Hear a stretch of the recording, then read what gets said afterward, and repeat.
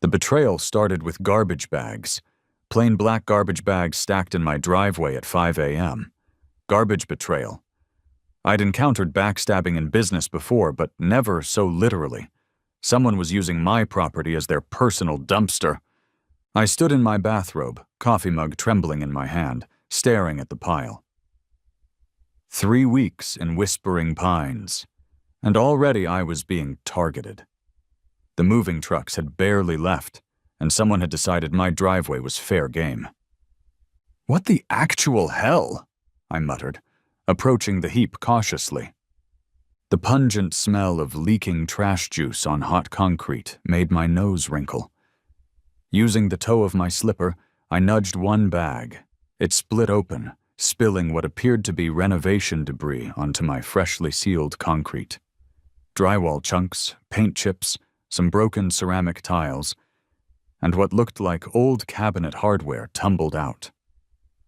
I sighed, went inside to change into proper clothes, and grabbed a pair of work gloves.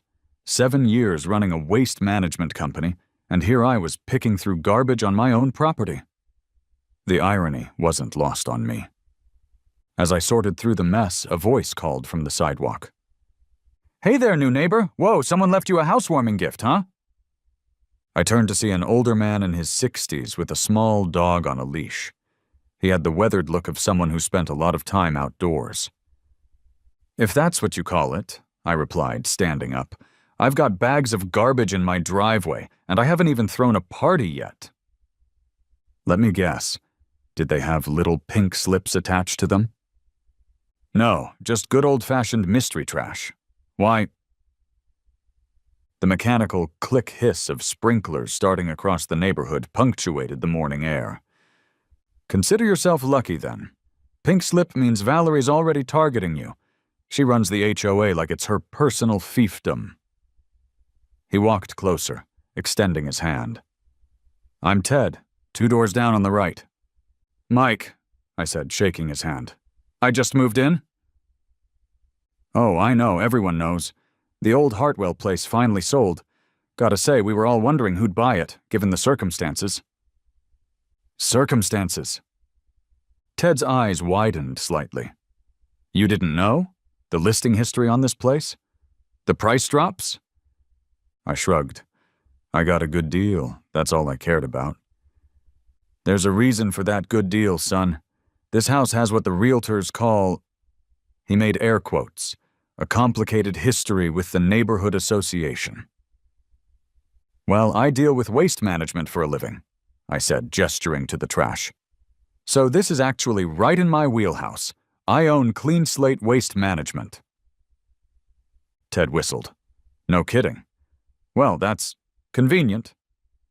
He glanced around nervously. "Listen, friendly advice? Get yourself some cameras. The last owner did right before he, moved on." "Moved on?" "Died," Ted clarified. "Heart attack right after a particularly nasty HOA meeting." I felt a chill despite the morning heat. "Anyway," Ted continued, tugging on his dog's leash, "I better finish our walk before Valerie decides my dog is violating the acceptable pet visibility timeline or some nonsense." As Ted walked away, I noticed a white SUV with Whispering Pines HOA security emblazoned on the side, cruising slowly down the street. It paused briefly in front of my house before continuing on. I returned to sorting through the garbage, my mind racing. As I lifted one of the bags to drag it to my garage, a manila envelope slipped out from underneath. The tab was labeled in neat handwriting. Renovation approval. Winters, 467 Oakmont Circle. Winters.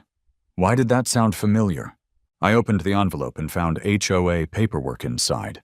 Forms for exterior renovation approval for a kitchen remodel. At the bottom of the page was an elegant signature. Valerie Winters, HOA President. Well, wasn't that interesting?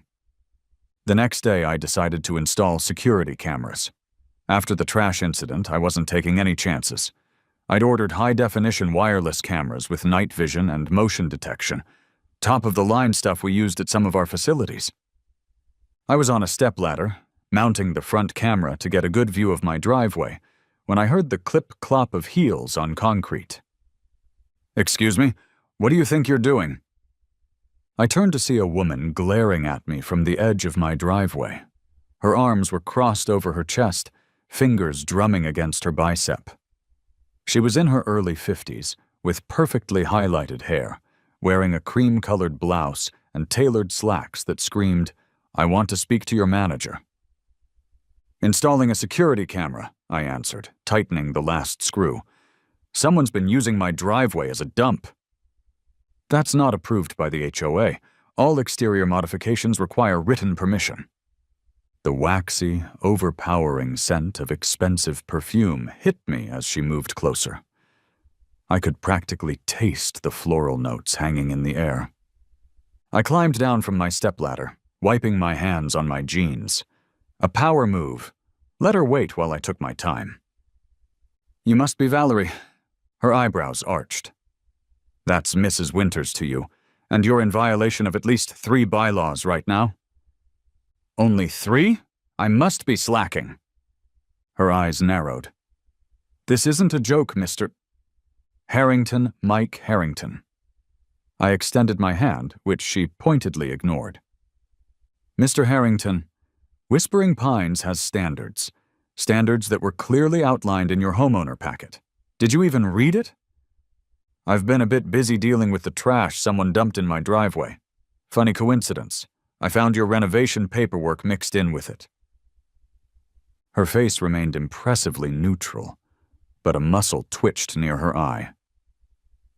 "I have no idea what you're talking about," she said coldly. "But I do know that unauthorized surveillance equipment, improper waste disposal, and—" She glanced at my company truck parked in the driveway. "Commercial vehicles violate our covenants." From her designer handbag, she produced 3 pre-printed violation notices, each a different color, and handed them to me with a flourish. "You have 72 hours to comply or face fines of $100 per day per violation." "You know," I said, examining the papers, "most people would start with a friendly introduction, maybe a welcome basket. This isn't a social call, Mr. Harrington. This is about maintaining property values and community standards." "Right," I nodded. "And does dumping construction waste on your neighbor's property fall under community standards?" Her lips pressed into a thin line. "I'll be watching you very closely." "Funny, that's why I'm installing these cameras, so I can watch very closely too." As Valerie turned to leave, I noticed a police cruiser pulling up to the curb. Great, just what I needed. The officer who approached was in his 30s, fit, with the patient but alert expression of someone who deals with ridiculous situations for a living. "Officer Dave Riley," he introduced himself. "We received a call about a disturbance." Valerie immediately stepped toward him. "Yes, officer. This man is harassing me and has installed unauthorized surveillance equipment." "On my own property," I clarified. "And the only harassment happening is the trash being dumped in my driveway." "Sir, we've received a complaint about illegal dumping," Officer Riley said. "Yeah, I'm the one being dumped on. Mrs. Winters says you've been bringing commercial waste into a residential area." The crackling static of the police radio filled the momentary silence. "Officer, I literally own a waste management company. Why would I dump trash in my own driveway?" I showed Officer Riley my business card and explained the situation, including finding Valerie's paperwork in the trash. "I was actually just installing security cameras to catch whoever's responsible," I added, "which apparently is against HOA rules." Officer Riley glanced at Valerie, whose face had turned an interesting shade of pink. "Mrs. Winters, do you have any knowledge of the trash Mr. Harrington is describing?" "Absolutely not. And regardless of his claims, he still needs proper approval for exterior modifications." Officer Riley sighed, in a way that suggested he'd mediated plenty of HOA disputes before. Mr. Harrington, I can't do anything about your HOA rules, but I'd recommend keeping any evidence you collect. If someone is dumping on your property, that's trespassing, and possibly illegal dumping depending on what it is. After they both left, Officer Riley to his patrol car and Valerie to her large house 3 doors down, I finished installing the cameras. As I worked, I noticed something peculiar. Valerie's house had scaffolding along one side and a dumpster in the driveway, a dumpster from my competitor, Porter Waste Services. I took out my phone and zoomed in on the permit taped to her window. Kitchen and master bath remodel. Exactly what was in the paperwork I'd found. That evening, I went through the trash bags more carefully, with better gloves this time. Inside the second bag, buried under drywall pieces, I found a receipt from Winters Construction for specialized cabinet hardware, dated just 3 days ago. I smiled to myself. The game was on. "So, let me get this straight," Jackson said, leaning back in his chair in my kitchen the next evening. "The HOA president is using your driveway as her personal dump site, and then fining you for having trash on your property?" Jackson had been my best friend since college, and was now my business partner at Clean Slate. He'd come over to help me strategize after I'd filled him in on my neighborhood welcome. "Pretty much," I confirmed, sliding a beer across the counter to him. "And she's married to a contractor who's renovating their house." "Ballsy," he whistled. "You'd think a contractor would know better." "It's about saving money. Porter charges by weight for their dumpsters. The lighter the load, the less they pay." "So, what's your move?" Jackson asked. "First, I need to know what I'm dealing with. I've got the cameras set up, but I want to understand why she's so quick to target me." The next day, I started making the rounds, meeting my neighbors under the guise of introducing myself. First stop was the house directly across from mine, where a woman was struggling to wrangle an oversized inflatable Halloween pumpkin. "Need a hand?" I offered, jogging across the street. "God, yes," she panted, blowing hair from her face. "This thing is possessed." Together, we secured the decoration. Up close, I could see she was in her 30s, with dark curly hair tied back in a messy ponytail. "I'm Mike," I said. "Just moved in across the street." "Rebecca?" she replied, extending a hand. The rough texture of her calloused palm suggested manual labor. "Single mom, chronic HOA violator, apparently." "Let me guess, Valerie Winters?" Rebecca rolled her eyes. "That woman has fined me for my Christmas lights being too bright, my Halloween decorations being too scary, and my 4th of July flags being too patriotic. How is something too patriotic in America?" "She seems to have a special talent for finding violations," I agreed. "It's targeted," Rebecca said flatly. "She loves making examples of people who don't fit her vision of the perfect neighborhood. I work as a landscaper. My hands are never going to be country club ready, and my yard will always be a bit more creative than the others. It drives her crazy."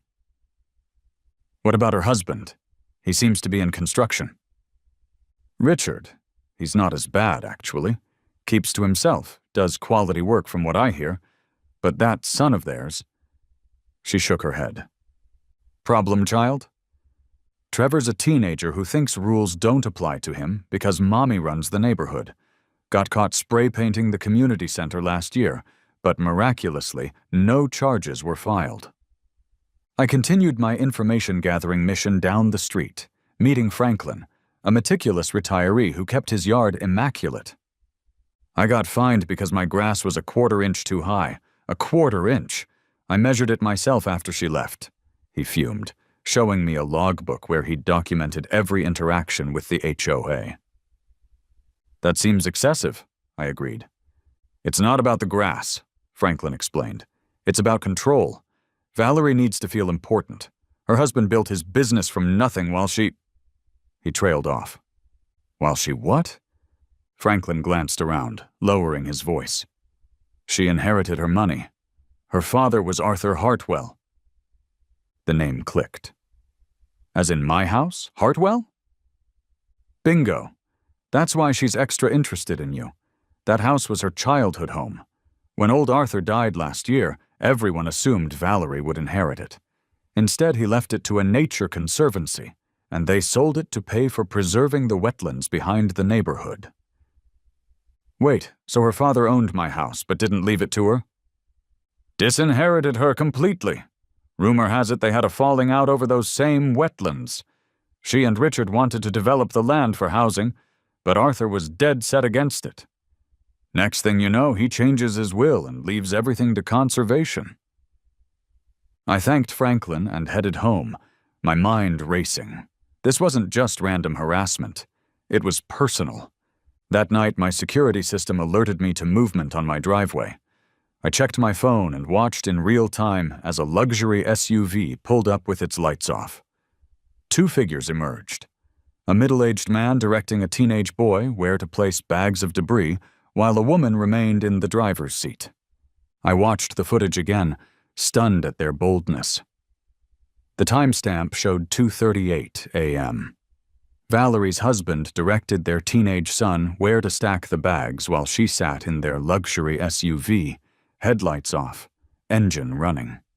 Gotcha, I whispered to the screen, a smile spreading across my face. I immediately texted Jackson. Remember that waste auditing service we were considering? I think I just found our first client, and I'm going to need a dumpster, a big one, right on my front lawn.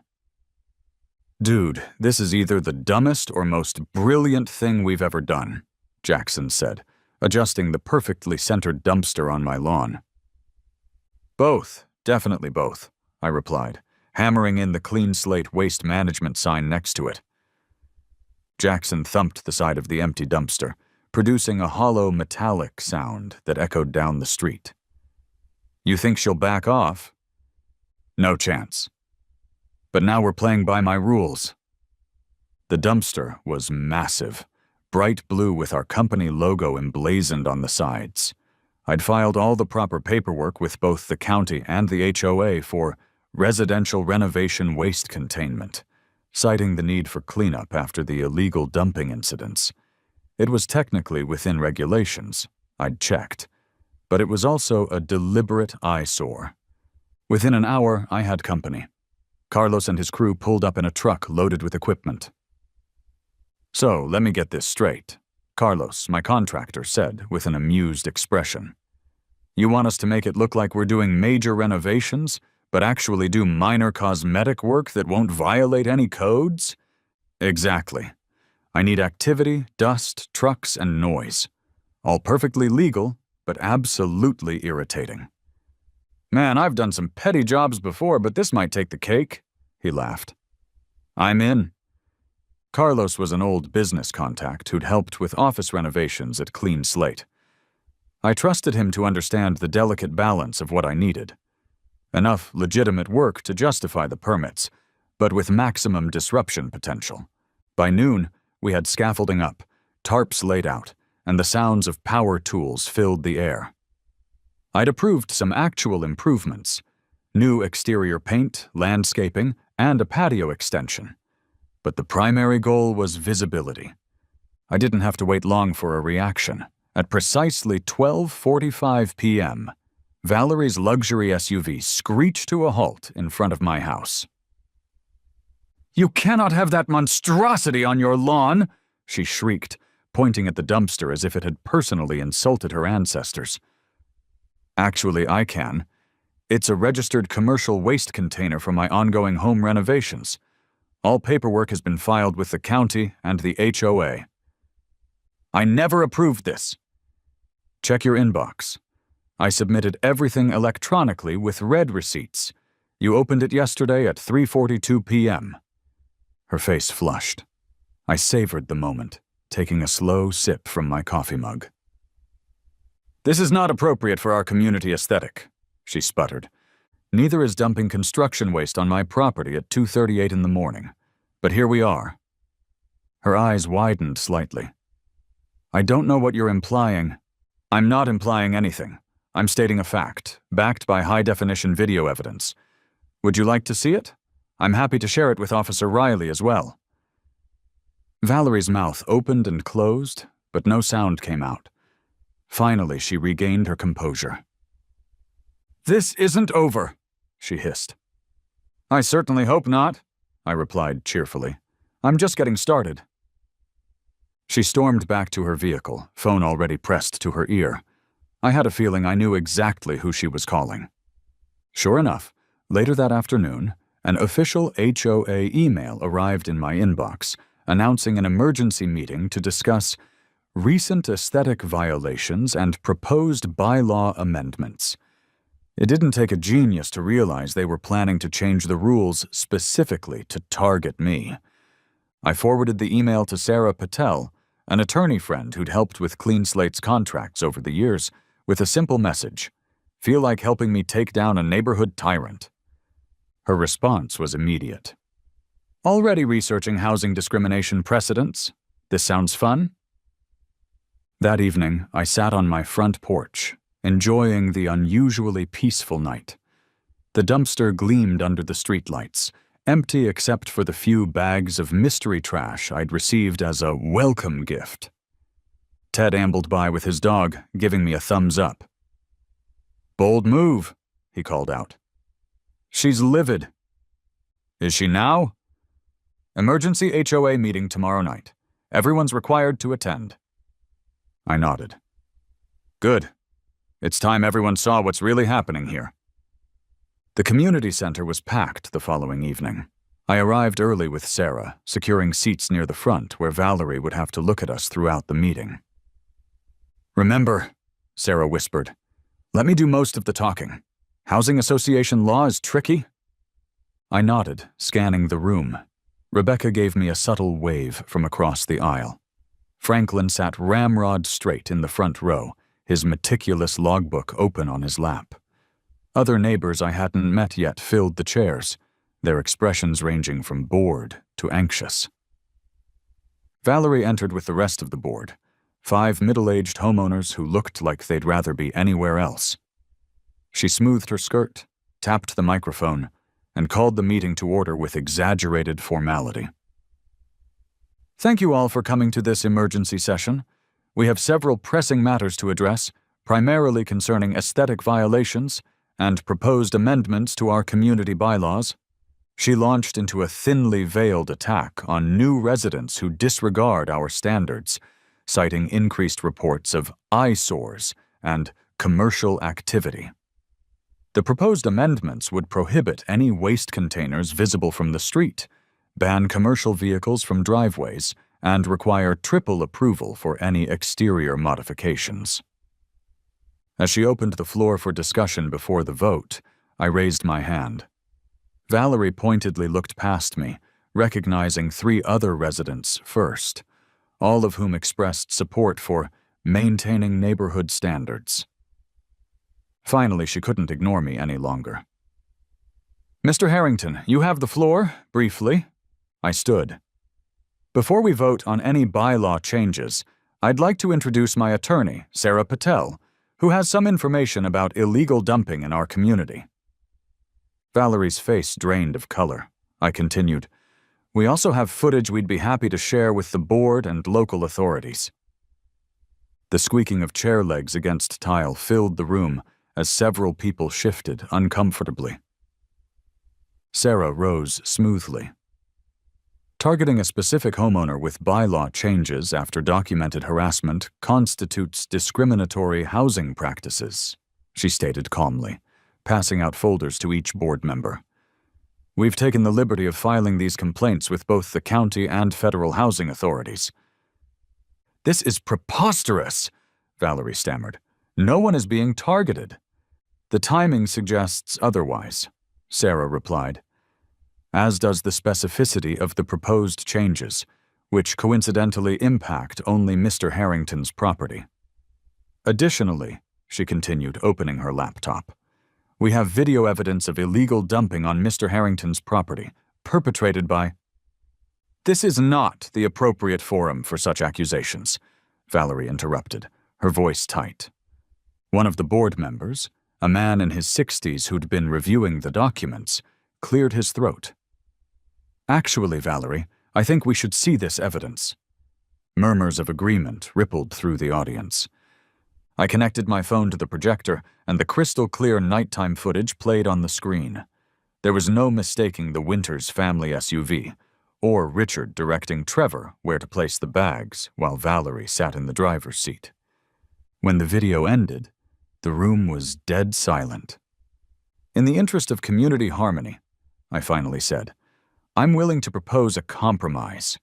I'll move my dumpster to my driveway instead of my lawn if the illegal dumping stops immediately, and in return, there will be no police reports filed about the incidents that have already occurred." The board member who'd spoken up nodded. "That seems reasonable." Valerie's hands gripped the podium so tightly her knuckles were white. "We'll take a brief recess," she announced, her voice barely controlled.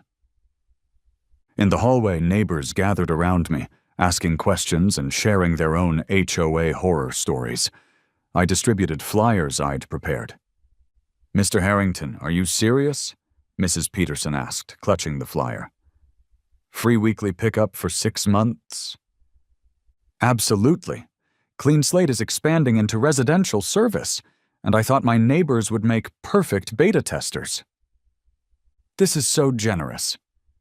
"Just being neighborly," I smiled, watching Valerie from the corner of my eye as she realized she was being isolated. When the meeting reconvened, the board voted unanimously to table the proposed amendments and accept my compromise. As people filed out, I overheard snippets of conversation, all about the free waste service everyone was getting. Everyone except the Winters family, of course. The following week passed quietly. I moved the dumpster to my driveway as promised, and Carlos's crew continued their work at a reasonable pace. The neighborhood trash pickup commenced, earning goodwill and potential future customers. I thought perhaps Valerie had admitted defeat, until Jackson called me at the office on Friday. "We've got a problem," he said. "Environmental inspector just showed up. Anonymous complaints about improper waste handling." I sighed. "Let me guess, all filed within the last week?" "Looks that way. How do you want to handle it?" "I'll be right there. Give them the full tour. We have nothing to hide." When I arrived at our facility, Inspector Carver from the EPA was examining our sorting operation with a skeptical expression. "Mr. Harrington, I'm Inspector Carver from the EPA. We've received multiple complaints about improper waste handling at your facility. I'm not at liberty to discuss the timeline or sources." "Of course not. Well, let me give you the grand tour.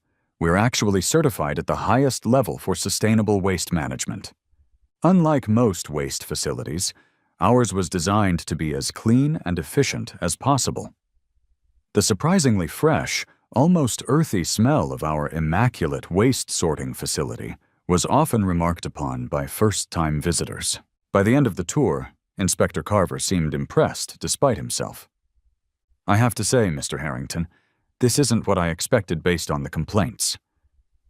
"I'd be curious to know what exactly was alleged," I said casually. "Multiple reports of hazardous materials being improperly disposed of, specifically construction waste containing asbestos and lead paint." I raised my eyebrows. "Interesting. We specialize in proper disposal of exactly those materials. In fact, we just launched an audit program for construction companies to ensure compliance." Inspector Carver made a note. "I'll need to file follow-up reports, but I'm not seeing evidence of violations here." As he left, I couldn't help but feel Valerie had just handed me my next move. When I returned home that evening, I found my company truck vandalized in the driveway. The words "Trash Man" were spray-painted across the door with a crude drawing of a rat. The paint was still wet, dripping down the company logo. "You've got to be kidding me," I muttered, pulling out my phone to check the security camera. The footage showed Valerie's teenage son, Trevor, hoodie pulled up, face partially visible as he tagged my vehicle. He'd been careful to approach from the side, where the camera coverage was weaker, but not careful enough. I called Officer Riley, who arrived promptly. He sighed when I showed him the footage. That's definitely vandalism, and that's definitely the Winters kid. I'd like to press charges, I said firmly. I'll need to take statements and process the report. This kind of situation usually ends up in juvenile court and restitution. Fine by me. I also have something else you might be interested in. I showed him what I'd discovered earlier that day. Documents suggesting Valerie's husband's construction company had been disposing of hazardous materials in the protected wetland area behind the neighborhood. The same wetlands her father had fought to protect. Where did you get this information? Officer Riley asked carefully.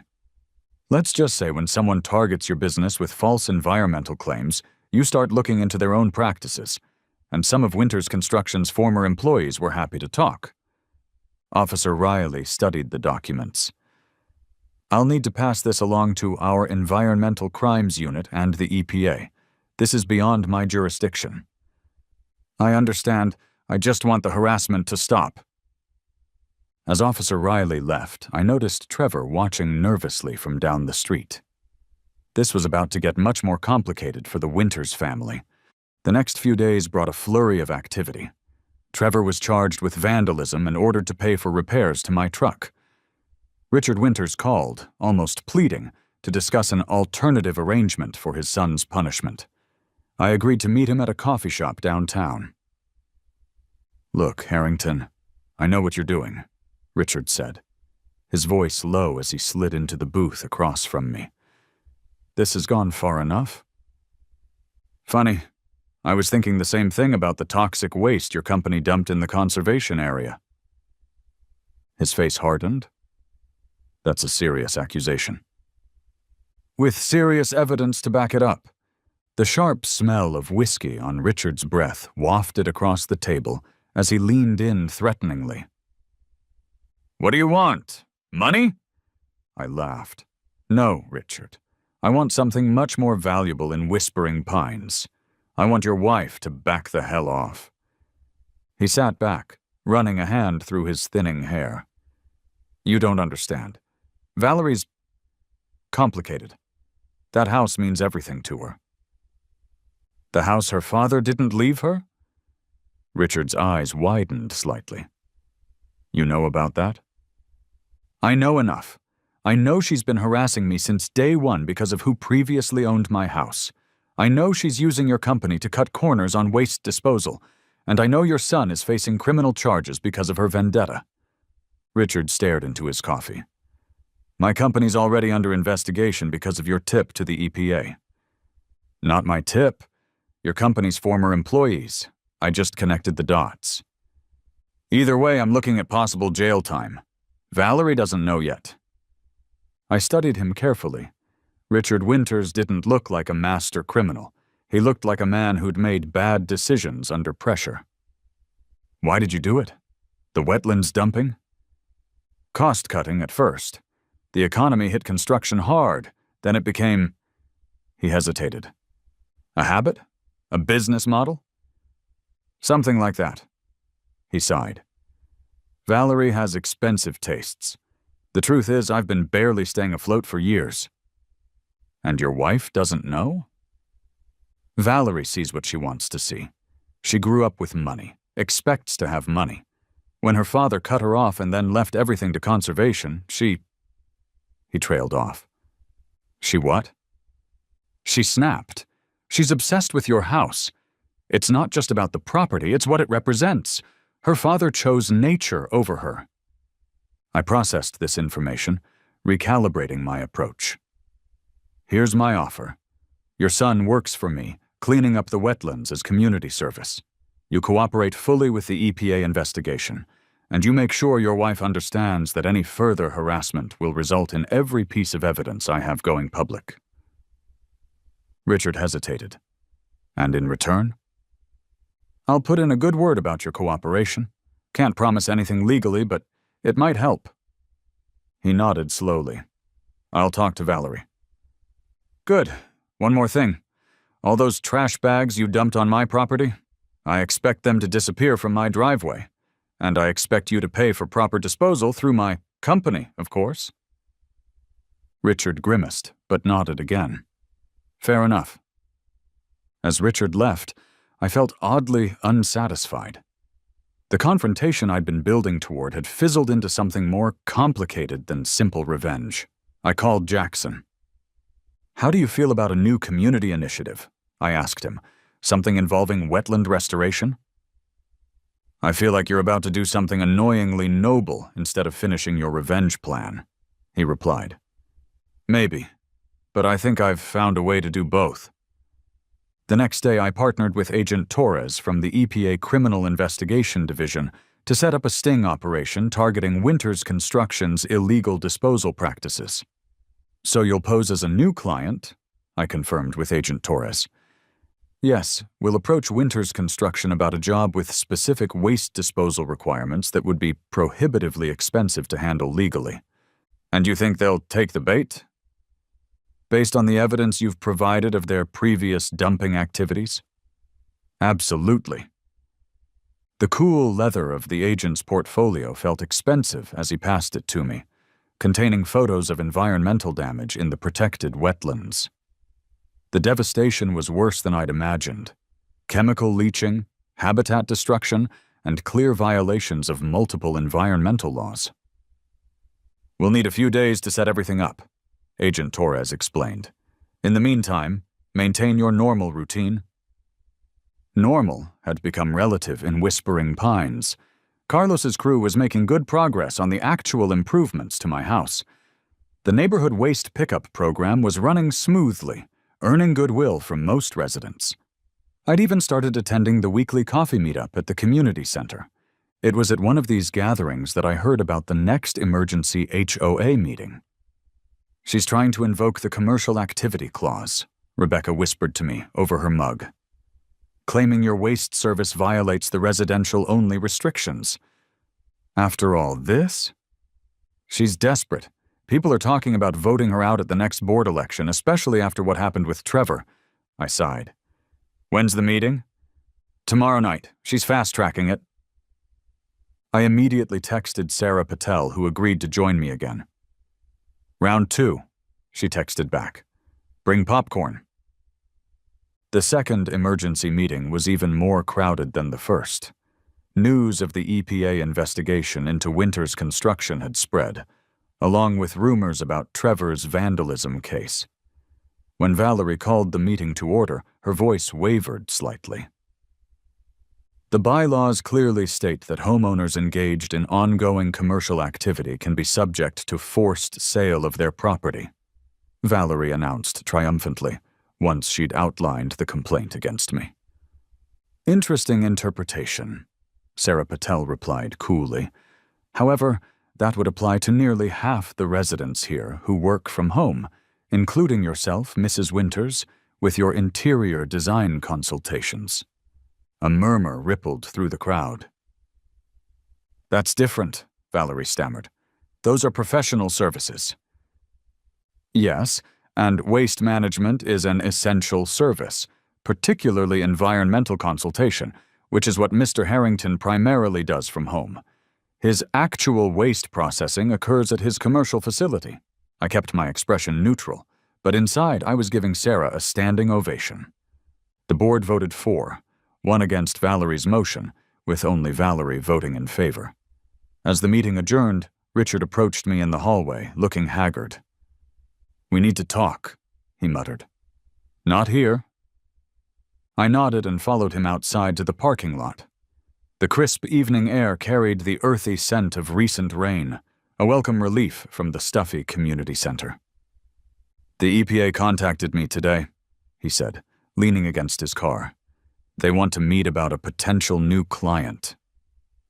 "And you think it's a setup?" "I know it is."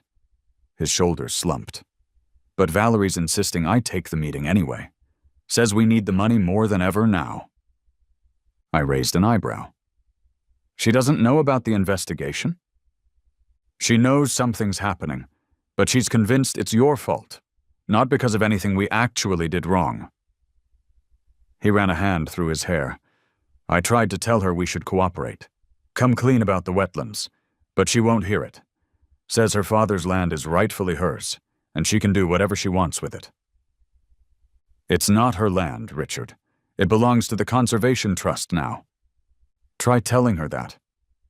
He glanced toward the community center where Valerie was still inside, berating the board members.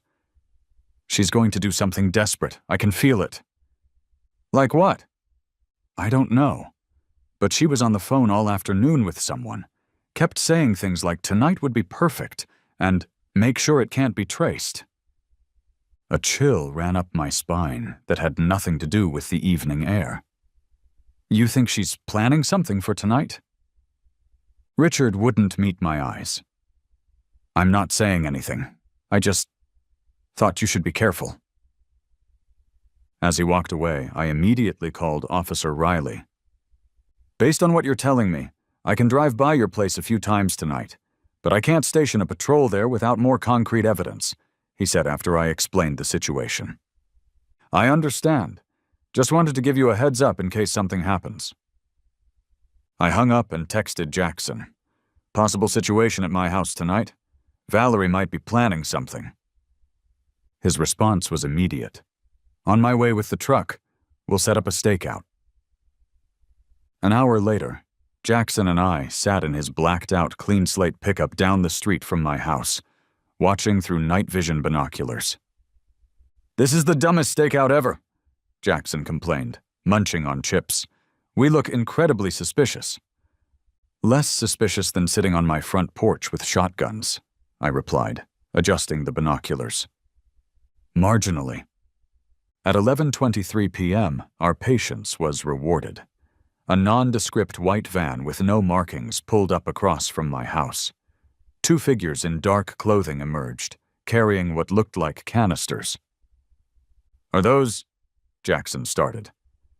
"Paint sprayers," I confirmed, already dialing Officer Riley. "They're going to tag my house." "Or worse," Jackson muttered, pointing as one of the figures pulled out what appeared to be a knife. I quickly relayed what we were seeing to Officer Riley, who promised to be there in 3 minutes. "Don't engage," he warned. But as we watched, the individuals began slashing my garbage bags and spreading the contents across the lawn. Then they started spraying something on my front door. "That's not paint," Jackson said suddenly. "That smells like chemicals." The acrid scent drifted to us even from our position down the street. It burned my nostrils and made my eyes water. "That's industrial solvent," I realized with horror. "It'll eat right through the door finish and possibly compromise the structure." "Screw waiting," Jackson said, starting the engine. "They're damaging your property with hazardous materials." We drove up with the high beams on, catching the vandals in the act. They froze momentarily, then scrambled back toward their van. "Police are coming!" I shouted, jumping out of the truck. "You might want to consider not being here when they arrive." One of the figures turned toward me, and in the beam of the headlights I caught a glimpse of a familiar face beneath the hood. Not Trevor Winters as I'd expected, but an adult I'd seen working for Richard's construction company. They peeled away just as Officer Riley's cruiser turned onto the street, lights flashing. "They went that way," Jackson pointed, as Riley pulled up. "I'll put out an alert," Riley said, exiting his vehicle. "Did you get a plate number?" "Better," I replied, pointing to my security cameras. "I got faces." As we reviewed the footage, the extent of the damage became clear. They'd spread garbage across my lawn, slashed my garbage bags, and sprayed industrial solvent on my front door, which was already bubbling and peeling. That's property damage, vandalism, illegal dumping, and improper disposal of hazardous materials, Riley listed, taking notes. And based on this footage, those are employees of Winters Construction. Not Trevor or Richard? No, but it doesn't matter. If they work for Richard, he's liable.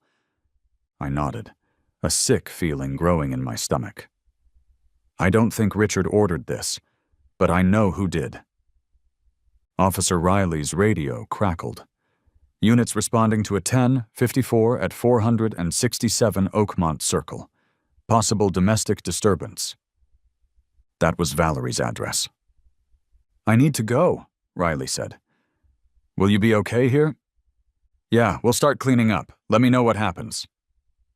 After Riley left, Jackson and I surveyed the damage. You know, for someone who deals with waste management, you sure attract a lot of garbage, he joked weakly. Tell me about it, I sighed, grabbing gloves from his truck. Let's contain that solvent before it does more damage. As we worked, more police cruisers raced toward the Winters residence. Something serious was happening over there.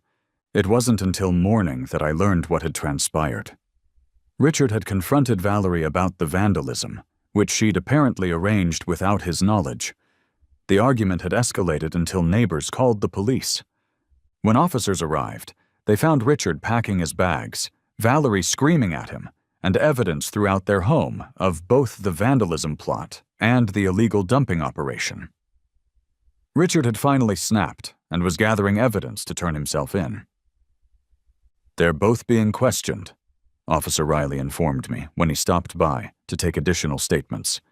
Richard's cooperating fully, detailing years of environmental violations and Valerie's role in covering them up and harassing neighbors. And Trevor? With his grandparents for now. Poor kid was sleeping through the whole thing. Apparently he had no idea about most of it. I nodded, looking at my damaged front door. Carlos had already stopped by to assess the repair costs, which would be substantial. The thing is, Riley continued, the EPA was already planning to raid Winters Construction tomorrow based on your information and their sting operation. Now they've got enough for search warrants of the house, too. By afternoon, the news had spread throughout Whispering Pines. EPA agents in hazmat suits were examining the wetlands behind the neighborhood. Journalists had gathered at the community entrance. The HOA board called an emergency session to distance themselves from Valerie.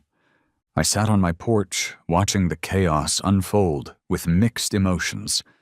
This wasn't exactly the outcome I'd wanted. Yes, Valerie was facing consequences, but so was Richard, and Trevor's life was upended. The neighborhood was in turmoil. Jackson joined me, handing me a beer. Congratulations, you won. Why do you look so miserable? Because it doesn't feel like winning, I admitted. It feels like everyone lost. Welcome to the wonderful world of revenge, he said. It's never as satisfying as the movies make it seem. I took a long pull from my beer. So what now? Now we clean up the mess. It's what we do, right?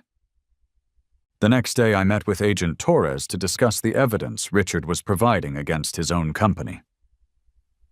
So you'll still pose as a new client? I confirmed with Agent Torres from the EPA Criminal Investigation Division. Yes, but now it's more of a controlled collection of evidence rather than a true sting. We'll approach Winters Construction about a job with specific waste disposal requirements that would be prohibitively expensive to handle legally. And you think they'll take the bait? Based on the evidence you've provided of their previous dumping activities? Absolutely. The cool leather of the agent's portfolio felt expensive as he passed it to me, containing photos of environmental damage in the protected wetlands. The damage is extensive, Torres explained. Chemical leaching, habitat destruction. It will take years to restore.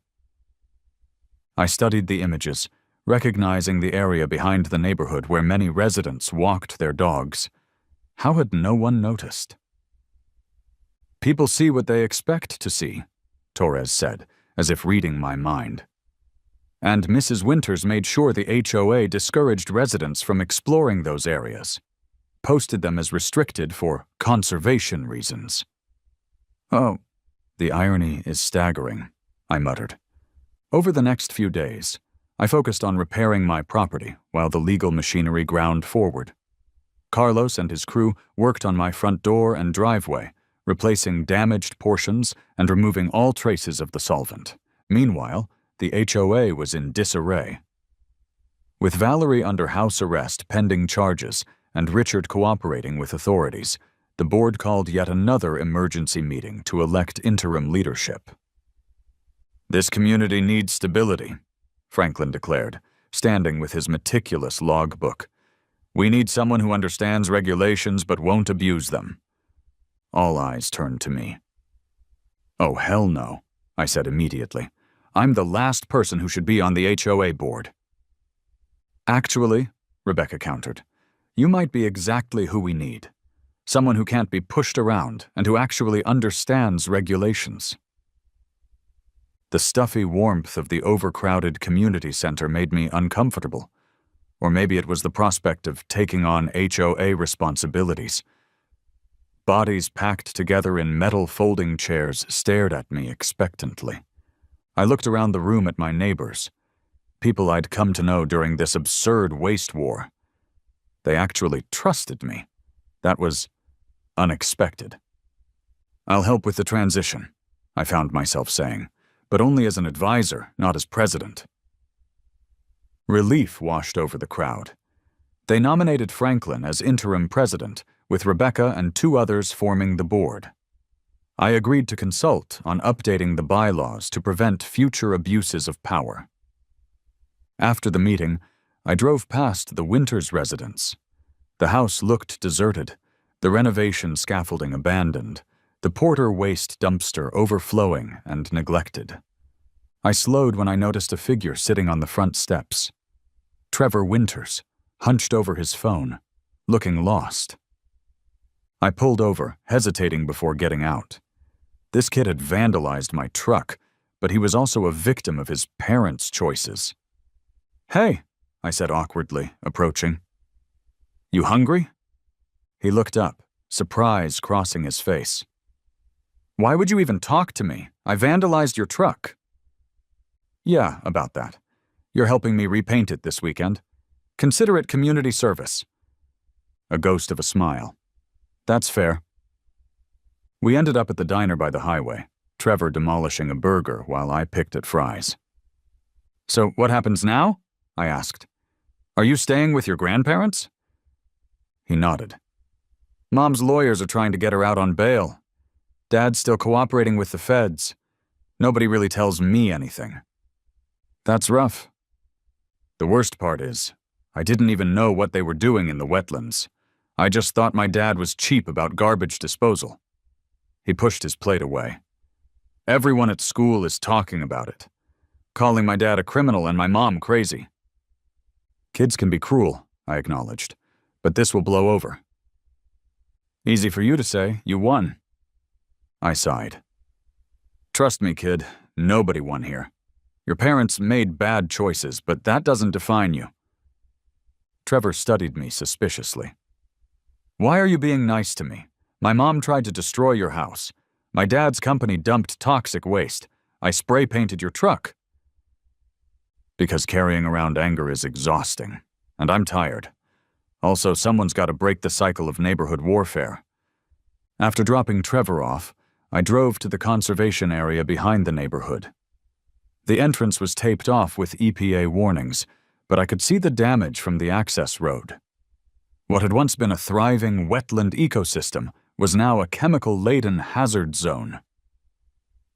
"The irony," Rebecca explained as we walked the overgrown trails the next day, having gained special permission from the EPA to survey the damage, is that her father left it to the Conservancy because he knew Valerie would develop it, but the Conservancy doesn't have the resources to maintain it either.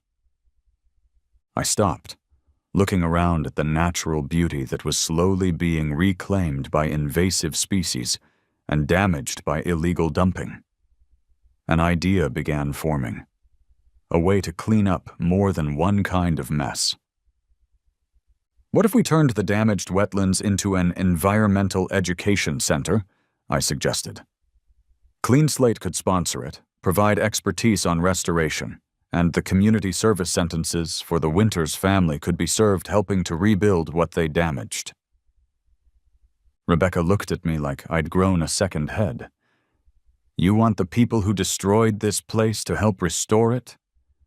"Sometimes the people who create the problem are exactly the ones who need to fix it," I replied.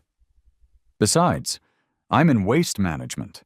Turning garbage into something useful is literally my job description." My proposal to the environmental authorities was met with skepticism at first. Agent Torres frowned as I outlined my plan in the clean slate conference room. "Let me get this straight," he said. "You want convicted environmental criminals to work on an environmental restoration project? As their punishment?" "Under supervision, with proper training," I clarified. "And only after they've served whatever jail time is deemed appropriate. This would be part of their community service and restitution." "It's unorthodox," Torres admitted. "So is dumping toxic waste in protected wetlands," I countered. "But traditional punishments just create more waste. Wasted time, wasted potential, wasted opportunity for restoration." Jackson, who'd been uncharacteristically quiet throughout the meeting, finally spoke up. "I hate to admit it, but Mike's right. We have the expertise to oversee this properly, and forcing the Winters to literally clean up their own mess has a certain poetic justice to it." Torres tapped his pen against his notepad. "I'll present it to the prosecutor, but I can't make any promises." That evening, I was surprised by a knock at my door. Richard Winters stood on my porch, looking haggard but resolute. "Look, Harrington, I know what you're doing," Richard said, his voice low. "This has gone far enough." "Funny, I was thinking the same thing about the toxic waste your company dumped in the conservation area." His face hardened. "That's a serious accusation. With serious evidence to back it up." The sharp smell of whiskey on Richard's breath wafted between us as he leaned in threateningly. "What do you want? Money?" I laughed. "No, Richard. I want something much more valuable in Whispering Pines. I want your wife to back the hell off. She's facing criminal charges. Her reputation is destroyed, and our company is bankrupt. How much more backed off can she get?" "I'm not interested in destroying your family, Richard. I'm interested in restoring the damage you've done." I outlined my proposal for the Wetlands Restoration Project and Educational Center. Richard listened with growing confusion. "Why would you do this?" he asked finally. "After everything Valerie did to you?" "Because I'm tired of the war, and because your son deserves better than parents in prison and a toxic inheritance." Richard's eyes welled up unexpectedly. "Trevor," he whispered. "What happens to him in all this?" "That depends on what you do next. You can fight the charges and probably lose badly, or you can cooperate fully, make restitution, and start rebuilding something worthwhile." He nodded slowly. "I'll talk to my lawyer." Over the next week, things moved quickly. The EPA approved my proposal as part of a larger settlement with Winters Construction. The HOA board unanimously voted to partner with the Conservation Trust on the restoration project. Clean Slate would provide expertise and equipment, while community volunteers would supply labor. Richard's cooperation led to reduced charges, though he still faced significant fines and probation. Trevor began working weekends at Clean Slate, learning about proper waste management and environmental remediation. Valerie remained under house arrest, her case more complicated due to her role in orchestrating harassment and vandalism on top of the environmental crimes. She refused all plea deals, insisting she'd done nothing wrong. I was finishing up paperwork in my home office when Officer Riley stopped by with an update. "Thought you'd want to know," he said, accepting the coffee I offered. "We found evidence at the Winters house linking Valerie to 3 other incidents of property damage in the neighborhood over the past 2 years. She's been waging a systematic campaign against anyone who challenged her authority." "That doesn't surprise me," I replied. "How's she taking the additional charges?" "Not well. Her lawyer's pushing for a psychiatric evaluation." I nodded, unsure how to feel about that. Part of me still wanted to see Valerie face full consequences for her actions, but another part recognized that she clearly wasn't well. "Oh, and there's one more thing," Riley added. "While cataloging evidence from their home office, we found documents relating to your house. Detailed plans for interior renovations, dated years before her father died." "What does that mean?" "It means she was planning to move into that house long before it was available, like she expected to inherit it regardless of her relationship with her father."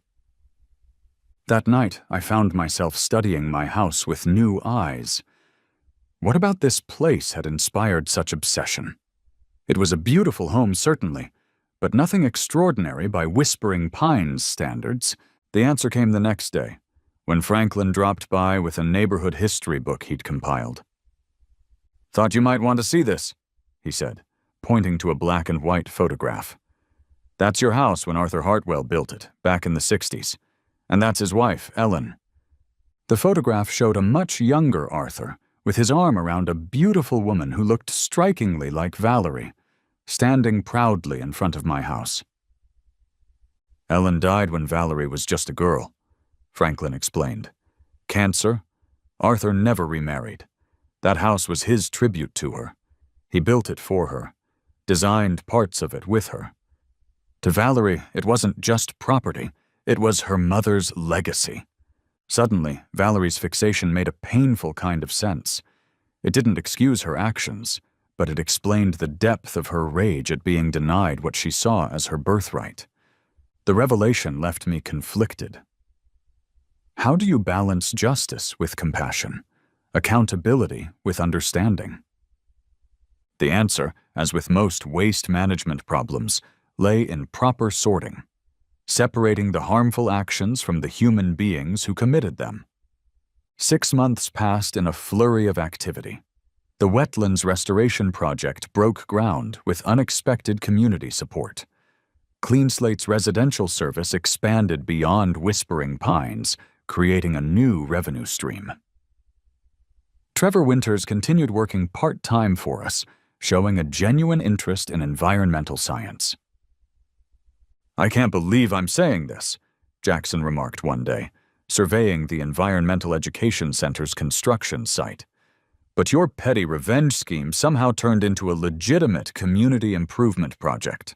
"I prefer to think of it as recycling a bad situation," I replied, watching as Richard and his son led a group of volunteers through the newly cleared trails, explaining the restoration process. The sweet scent of native wildflowers blooming along the newly established paths filled the air, a promising sign of recovery.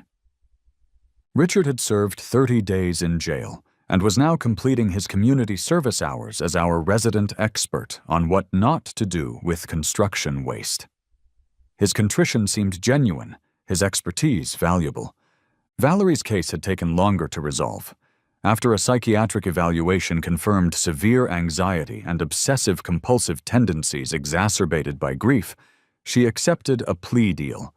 6 months in a minimum security facility followed by extensive community service and therapy. Today was her first day back in the neighborhood, and tension hung in the air at the education center's soft opening. I spotted her standing awkwardly at the edge of the celebration, looking both out of place and somehow diminished without her designer clothes and imperious attitude. Our eyes met. I nodded slightly. She hesitated, then nodded back. "Is that a truce?" Rebecca asked incredulously, following my gaze. "Let's call it a managed waste agreement," I said. "Some things can't be recycled, but they can be contained." The new HOA was functioning smoothly with Franklin's meticulous oversight and Rebecca's practical approach. I'd helped rewrite the bylaws to prevent future abuses, then stepped back from active involvement. Clean Slate had launched a community education division, with Richard Winters ironically working there as part of his plea deal. His knowledge of construction waste combined with our environmental expertise created a unique program for contractors.